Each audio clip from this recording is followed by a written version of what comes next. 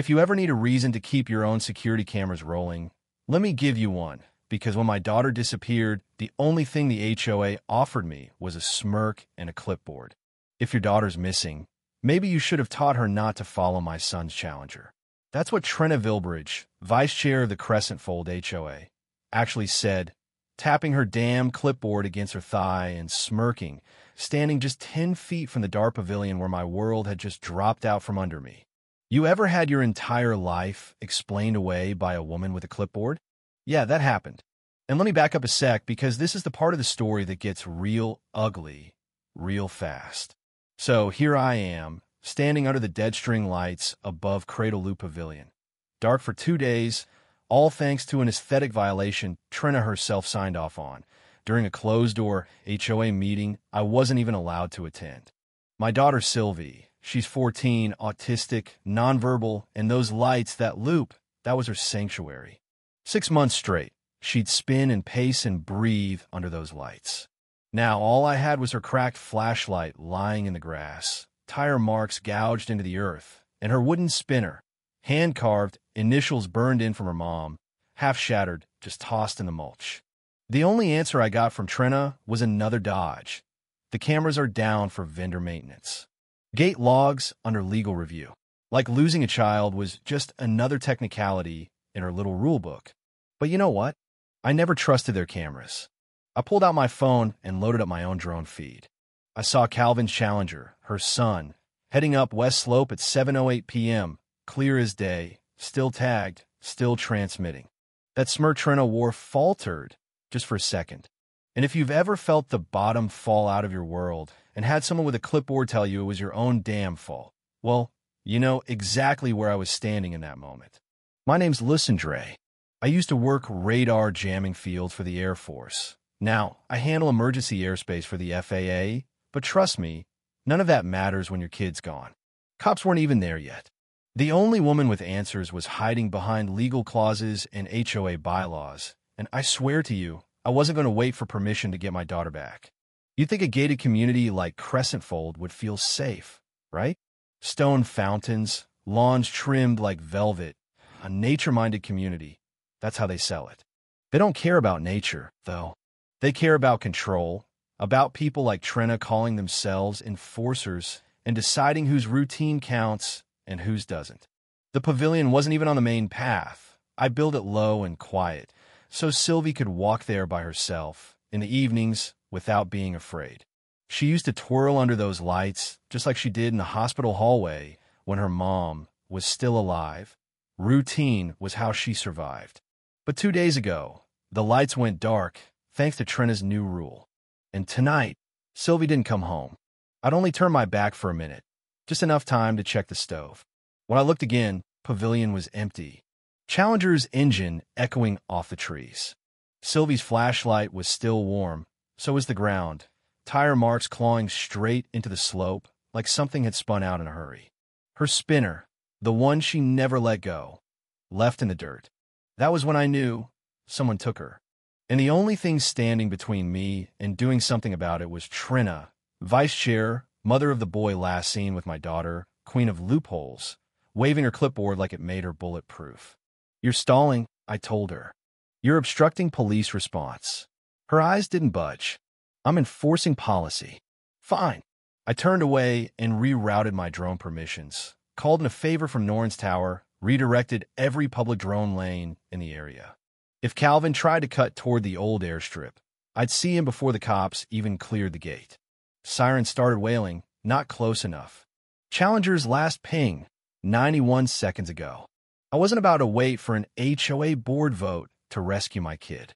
"You just let your son kidnap a disabled girl," I said, voice low enough for her to hear it stick. "And when the news helicopters show up, your name's going on every feed." By the time the first patrol car rolled in, Calvin's car was already halfway to Ridgeview Bluff. I knew that stretch.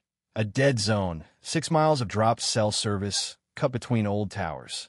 If he made it past the tree line, we'd lose him. But, like everything with these HOA battles, this didn't start tonight.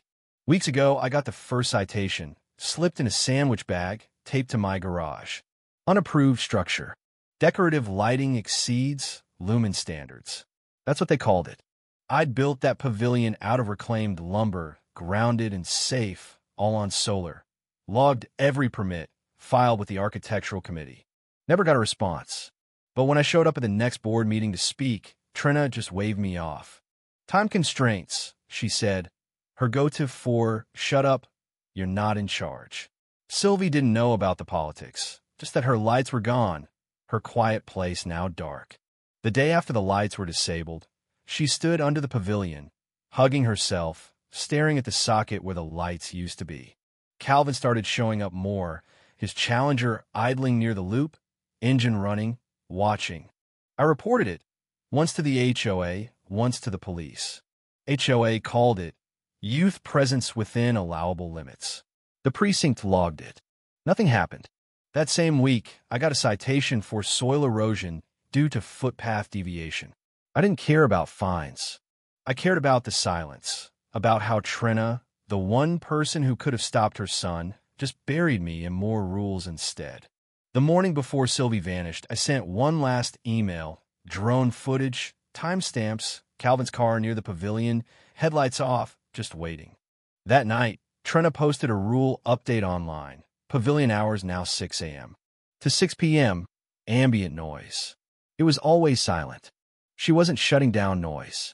She was shutting down the last place Sylvie felt safe. Tonight, she stood there, clipboard in hand, as if everything she'd done was just another policy, not a wall of passive-aggressive cruelty. Cops asked if Sylvie had a phone. She didn't. Noise made her drop things, and her only tracker was the tag on her bracelet. This was the first time it had moved outside her normal range. While the officers radioed in the vehicle, I mapped out the Challenger's last route. Topography, blind spots, every trick Calvin had pulled before. I knew he'd crashed through a drainage berm last summer. His mother paid to scrub it from HOA records. I kept screenshots, but all I could picture was Sylvie reaching for the light string each night, waiting for her mom to come back. I built that pavilion after her funeral, 3 weeks after her mother died. Sylvie asked where the stars went. She meant the hospital ceiling, the glow-in-the-dark constellations. So I built her a place where they'd come back, and Trina shut it off like it was an old porch bulb she didn't like. Now, Sylvie was gone. My drone was catching up, 20 meters back, closing in on the Challenger. Officers kept talking to their radios. Trina just walked off, heels clicking, clipboard swinging. She still thought this was about code violations. She had no idea what was coming. I noticed the HOA security shed was open, gray siding, fake stone, keypad lock under a rusted light. Inside, Norin hunched over a laptop, HOA badge on his shirt, hands hovering above the keyboard but not clicking. He jumped when I walked in, slammed the laptop. "Lucen, Jesus, I didn't hear you." "She's gone," I told him. "You know that, right?" He nodded, jaw tight.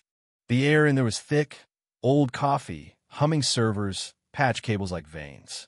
I saw the blue recording light on the upper drive. "You're logging footage," I said. He stammered, said the system was in buffer only, not tagged yet. Lie. Their vendor didn't do cloud buffering. They stored on site, wiped every 72 hours unless someone saved it. Was the Westgate cam rolling? I pressed. He hesitated, then, "It was until yesterday." She logged his service ticket, claimed infrared washout. I didn't test it. And the pavilion path. "It's clean," he muttered. The angle caught the car. "Then where's the clip, Norin?" He wouldn't meet my eyes. She told me to hold it. Said the board needed to decide if it was admissible. His voice cracked. If I pushed it live, I'd be violating chain of custody. I nearly laughed. Chain of custody? The HOA's not law enforcement, man. There's no chain, just people hiding the truth. Norin finally broke. He sat, shoulders slumped. Didn't know Calvin was involved. He whispered. Not till I saw the Challenger. I told him he could still tag the clip, flag it vendor reviewed, give police access. He just stared at his keyboard, hands shaking. "You know what she's done," I told him. "You watched her bury reports, alter minutes, manipulate citations. She left my daughter exposed." "I'm just the secretary," he said, but I shut that down. "No, you're the one holding the only copy of the truth." Outside, my drone pinged, Challenger turning eastbound, narrowing the loop. I was still watching that feed as Norin finally entered a password, clicked twice, and there was headlights, blacktop, Sylvie in the passenger seat. He didn't say a word, just dragged the clip into archive. Blue light turned yellow, backup complete. Next morning, I had a fresh violation notice taped to my door, unauthorized drone surveillance, $250 a day fine, pending board review, Trena's looping signature at the bottom. She liked paper, made her feel powerful. But she didn't mention the footage, didn't deny anything. Instead of cooperating, she went on offense, citing me, not her son, not the missing kid. I walked outside, found a new sign staked into the mulch by the pavilion, quiet zone. Restricted hours. Board mandate. Hot off her printer, no vote, just more cover-up. I stood there staring, the pavilion roped off in caution tape like a crime scene, lights stripped, power line unplugged at the root. But it wasn't just me anymore. Elise from Unit 7 and Rami from Unit 11 were already standing there, arms crossed, not talking, just staring at that sign like it spat on their porch. "You see this garbage?" Rami asked. "Board mandate. Since when is one person the board?" I didn't answer. I'd already turned the drone evidence over to police and backed it up twice, just in case Trina tried to twist it. But I knew what she was doing. She was trying to make me look unstable, like some guy obsessed with lights and vendettas, lashing out after a family dispute. That's why her citations always had just enough ambiguity. Trina wasn't sloppy. She was surgical. Back inside, I pulled out the original pavilion permit, approved, signed by a subcommittee last year, Trina's signature included. I scanned it, sent it to the precinct, CC'd the neighborhood newsletter, no commentary, just facts. The HOA portal updated with a new bulletin, reminder about drone fines, no mention of the pavilion, just more smoke and mirrors. She was scrambling. Good. I printed out a clean image of the Challenger's plate, the gate cam angle, stapled it to the original permit, and handed it to Rami. "You're on the committee, right? Landscape and maintenance," he said. "Why?" "Because you're about to see where your dues are going." That night, I sat next to the pavilion in the dark, remembering Sylvie spinning with her headphones, tracking constellations with her fingers. Now she was gone, and the woman who let it happen was erasing every trace. But while checking the subpanel, I found the first real crack, breaker labeled Irrigation South Loop, not pavilion lights. No forced entry, no damage. Someone just flipped it, mislabeled it, and buried it in maintenance logs. I called the contractor who did the wiring last spring. "We never labeled it irrigation," he said. I pulled up my original schematics. Sure enough, it was supposed to be Pavilion Lighting Circuit C3. Only one person had the keys to swap that label quietly, Trina. I sent an incident report to the HOA insurance carrier. No drama, just facts. 10 minutes after the read receipt, I knew the tide had turned. They wouldn't protect her with liability at stake. The precinct called at 1:17 p.m. They'd reviewed the drone footage, Challenger heading for the Timber Road, coordinating with state troopers. No location yet, but they were closing in. I kept checking the drone, coordinates pointing to a water pump clearing I knew too well, where you go to disappear for hours or forever. I flagged it urgent to the detective and waited. Meanwhile, the new security attendant mentioned the cameras were on restricted archive, a privacy compliance feature Trina had pushed 2 months ago. She'd built herself a digital curtain and pulled it closed. But I remembered a landscaping vote, one that required camera footage to verify traffic near the pavilion. That file had an access code, and Norn had it. I knocked on his door, told him, "I need the code." He didn't argue. He let me in, pulled up the timestamp log. Trina had used his credentials to unlock the pavilion feed 2 hours after Sylvie disappeared. She saw the footage, then claimed the system was offline. I photographed the access certificate and asked Norn to forward it. Not to the board, but to the insurance carrier. He hesitated, but then he did it. No drama, just quiet courage. My drone pinged. Challenger parked by the riverbed. No motion. I sent the coordinates to the detective and built the incident timeline, permits, footage, emails, everything. By morning, 2 external drives, 1 server backup, and a release link set to go public if anything happened to me. Then I made 3 calls, Elise from Unit 7, the contractor, and a local journalist named Byron Wells, not asking for coverage, just a safe look. That afternoon, I stood at the pavilion and restored the power line. Lights didn't turn on, but the pavilion hummed, alive again. The insurance carrier messaged, initiating review under negligent administrative oversight. Trina wouldn't survive it. Even if she denied, the logs, the labels, the neighbors, they were all awake now. Sunday's meeting, Trina tried to open with her usual pleasantries, but I let the evidence do the talking. Permit slide, breaker label, contractor email, access log, still frame of Calvin's Challenger, flashlight beam. Every lie, every cover-up, right there in front of the whole community. Elise spoke up, so did Rami. Norin stood, admitted he'd issued the code, and backed up the footage. The board suspended Trina on the spot. Motion carried, no protest. She walked out, clipboard clutched, no words left. Later, I told Elise, Sylvie's safe. She exhaled. That's all anyone needed to hear. Next day, the HOA portal was silent. But by noon, a special session for emergency restructuring was announced. Vince ran the meeting.